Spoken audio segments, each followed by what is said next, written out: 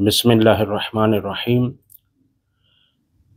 यक़ूलुल्लज़ीना कफ़रू लस्त मुरसला कुल कफ़ा बिल्लाहि शहीदम बैनी व बैनकुम वमन इंदहु इल्मुल किताब। मैंने आपके सामने सूरह रात की आयत नंबर 43 यानी आखिरी आयत तिलावत करने का शरफ़ हासिल किया। अज़ीज़ान, ये हमारा फ़न खिताबत का तकमीली दौरा है और इसमें हम उन आयात पर काम कर रहे हैं जो विलायत व इमामत व खिलाफत बिला फ़स्ल हज़रत अमीरुल मोमिनीन अलैहिस्सलाम को साबित करते हैं और इमामत विलायत व खिलाफत आइमा अलैहिमुस्सलाम को साबित करते हैं। आज का हमारा मौज़ू गुफ्तगू है आयत मन इंदहु इल्मुल किताब। अज़ीज़ान, ये वो आयत है कि जिसको बतौर इफ्तिखार अमीरुल मोमिनीन अलैहिस्सलाम ने पेश किया। जब किसी ने सवाल किया कि या अमीरुल मोमिनीन अली अलैहिस्सलाम, आपकी सबसे बड़ी फ़जीलत कौन सी है, तो देखिए, जिसकी चंद फ़जीलतें हों उनके लिए आसान होता है कि किसी फ़जीलत को बयान करना, लेकिन जिनकी माशाअल्लाह बेशुमार फ़जीलतें हों उनमें से किसी ऐसी फ़जीलत को चुनना कि जो वाक़ई बहुत अजीम फ़जीलत हो तो बहुत मुश्किल है। लेकिन हज़रत अमीरुल मोमिनीन अलैहिस्सलाम ने बिला तवक्कुफ़ फ़ौरन फरमाया इसी आयत को, वमन इंदहु इल्मुल किताब, कि परवरदिगार आलम ने अपनी शहादत के साथ साथ मेरी शहादत को भी रखा है, लिहाजा मेरे लिए यह सबसे बड़ी फ़जीलत है। आइए इसमें एक एक चीज़ को बयान करते हैं कि कौन कौन सी फ़जीलत और कौन से फ़ज़ाइल और जिसके इस्तदलाल से खिलाफत बिला फ़स्ल हज़रत अमीरुल मोमिनीन अलैहिस्सलाम साबित होती है। सबसे पहले अल्लाह ताला ने ज़म किया है अपनी शहादत के साथ हज़रत अली अलैहिस्सलाम की शहादत को, यानी दोनों शहादतें कतई हैं, ज़न्नी नहीं हो सकते। यानी कहा जाए कि अल्लाह की शहादत कतई है और वमन इंदहु इल्मुल किताब की शहादत ज़न्नी हो जाए, नहीं, दोनों ही कतई है, क्योंकि एक ही तरह और एक ही रदीफ़ में आ रही हैं। लिहाजा ये पहला नुक्ता ज़हन नशीन रहे। उसके बाद अज़ीज़ान, लफ्ज़ अल इस्तेमाल हुआ है, अल किताब, यानी ये अल अलिफ लाम कौन सा है? बाज़ ने कहा यह अलिफ लाम अहदी है और बाज़ ने कहा कि यह अलिफ लाम जिन्स है। अगर अलिफ लाम जिन्स मुराद लिया जाए यानी तमाम कुतुब और जितनी भी किताबें हैं सब के सब इल्म रखने वाला वो मुराद है। अब उसके बाद आयुन और खाहरान गिरामी तवज्जो फरमाएंगे, शहादत फ़इलियत रखती है, यानी इस तरह से खुद, यानी वमन इंदहु इल्मुल किताब, जो शख्सियत हैं वो खुद गवाही दे रहे हैं और वो खुद गवाह हैं। ऐसा नहीं कि जैसे कि हज़रत मूसा अलैहिस्सलाम के लिए दरख्त से आवाज़ आई, नहीं, ऐसा नहीं, बल्कि खुद वमन इंदहु इल्मुल किताब ये मुराद है। आइए इसके साथ साथ बहुत ही अहम नुक्ता वो ये है कि ये इल्मुल किताब से मुराद कौन सा इल्म है,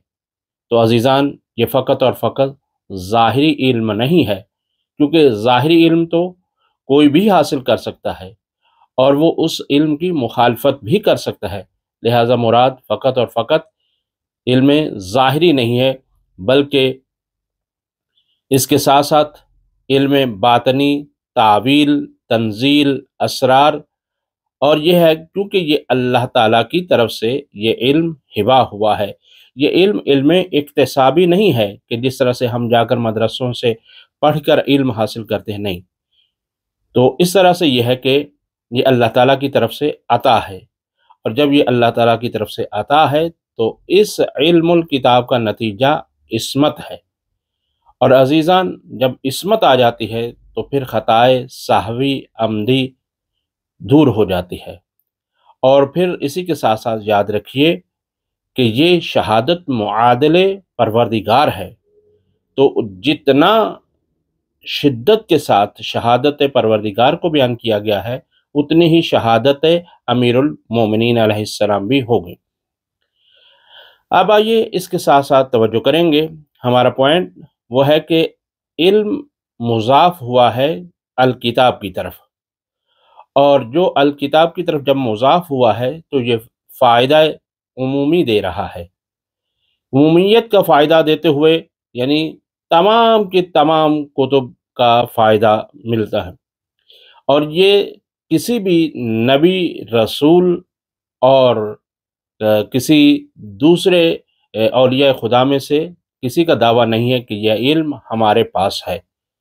لیکن پیغمبر کے پاس یقیناً ہے، کیونکہ پیغمبر کی ذات ایسی ذات ہے کہ جنہوں نے فرمایا انا مدینۃ العلم والی بابھا، میں شہر علم ہوں اور علی اس کے دروازہ ہیں۔ تو جب باب مدینۃ العلم کی یہ عظمت ہے اور یہ علم ہے تو یقیناً پیغمبر کا علم اس سے کہیں زیادہ ہے۔ اور پھر امیر المومنین علیہ السلام خود جب ارشاد فرماتے ہیں کہ پیغمبر نے مجھے ایسے علم دیا جیسے پرندہ اپنے بچوں کو بھراتا ہے۔ تو یہ ہے عزیزان کہ جب نبی اور رسول نہیں ہو سکتے تو پھر انصار اور یہودی علماء کیسے مقصود ہو سکتے ہیں، کیونکہ کسی کا بھی دعویٰ نہیں ہے کہ ہمارے پاس تمام کتابوں کا علم ہے۔ تو بس اس کا مصداق حقیقت میں کون ہے؟ وہی ذات ہیں کہ جن کے بارے میں روایات بھی تائید کرتی ہیں۔ اور اس کا عزیزان نتیجہ بھی یہ ہے کہ جب یہ تمام علوم کے اور تمام کتابوں کے عالم ہیں تو پھر یہ ہے کہ یہ شخصیت ایسی ہیں کہ جن سے کبھی بھی ترک اولا بھی سرزد نہیں ہوتا۔ آئیے عزیزان، اس کے ساتھ ساتھ بہت زیادہ توجہ طلب بات یہ ہے کہ علم کتاب کا لازمہ اور نتیجہ کیا ہے کہ جتنا شدت علم ہوگا، جتنا زیادہ علم ہوگا، اس کا نتیجہ اتنی ہی اعلیٰ ترین عصمت اور طہارت اور ولایت ہوگی۔ لہٰذا اسی کے ساتھ ساتھ اگر آپ روایات کو بھی شامل کریں تو بہت ساری روایات ایسی بھی ہمیں ملتی ہیں جو طرفین یعنی شیعہ اور سنی روایات یہ ثابت کرتی ہیں کہ اس سے مراد حضرت امیر المومنین علیہ السلام کی ذات اقدس ہے۔ اور پھر آئیے اسی طرح سے ایک اور مقام پر بھی ارشاد رب العزت ہوا ہے کہ وہ واقعہ حضرت سلیمان پیغمبر علیہ السلام والا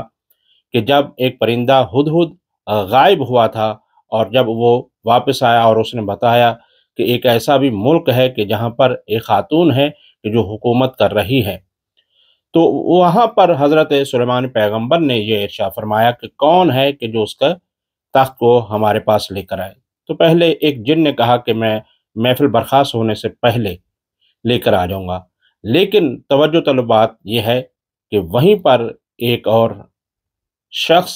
کہ جس کا نام آصف ابن برخیہ ہے، انہوں نے کہا، قرآن یہ کہتا ہے یقول الذی من عندہ علم من الکتاب، کہ جس کے پاس کتاب کا کچھ علم تھا اس نے کہا آنا اتیکا بہی قبل ان یرتد الیکا طرفک، کہ میں اس تخت کو آپ کے آنکھ جھپکنے سے پہلے لا کر دے دوں گا۔ اب یہ کہ آنکھ جھپکنے کا اب زمانہ ملاحظہ فرمائیں کہ کتنا ہو سکتا ہے، اس سے بھی پہلے، لیکن اب یہاں سے آپ اندازہ کریں کہ یہ وہ شخصیت ہے کہ جس کے پاس کتنا علم ہے، یعنی ایک جز ہے، یعنی علم من الکتاب ہے، یعنی ایک انتہائی مختصر، بعض روایات میں آیا ہے کہ آصف ابن برخیہ کے پاس ایک اسم اعظم تھا جبکہ اسم اعظم 73 ہیں، اور معصوم فرماتے ہیں کہ ہمارے پاس 72 کا علم ہے۔ تو اب آپ نے اندازہ کیا کہ کتنا فرق ہے۔ اور پھر دوسرے مقام پر روایت ہے معصوم سے، امام سے،